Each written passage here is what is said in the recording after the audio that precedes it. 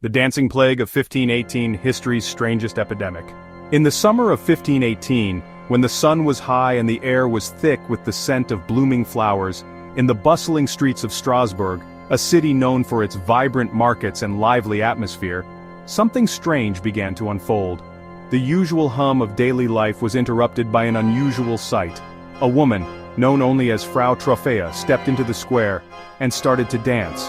Her movements were erratic, her expression distant, as if she was in a trance. The townsfolk watched in bewilderment, unaware that this was just the beginning of a bizarre and inexplicable phenomenon that would soon grip the entire city. She danced without rest, hour after hour, day after day. Frau Troffea seemed to be in a trance, her movements relentless and unwavering. The townspeople watched in awe and confusion, unable to comprehend what was driving her. Some thought she was possessed, others believed she was cursed. But no one could deny the intensity and determination in her eyes as she continued to dance, oblivious to the world around her. By the end of the week, dozens more had joined her.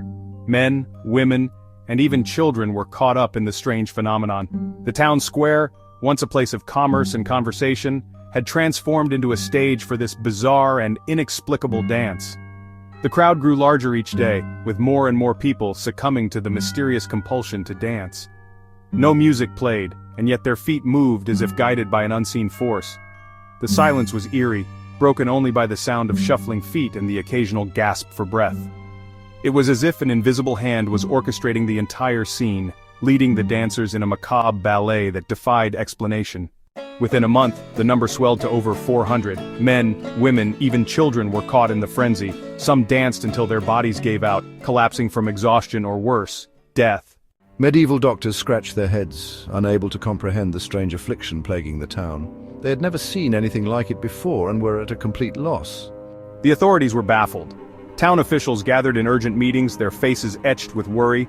They consulted with the best physicians, hoping for answers, but none were forthcoming.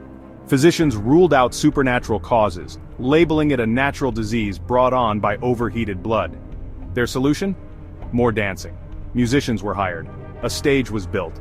The town square was transformed into a makeshift dance floor, with hopes that this bizarre remedy would cure the afflicted. The townspeople watched in anticipation, praying for a miracle.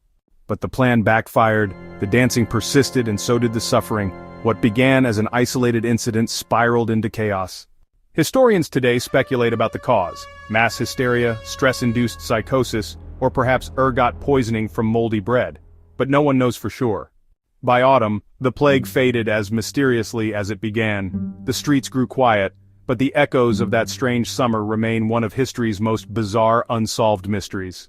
Sometimes the strangest chapters in history have no answers, only questions that continue to dance through time.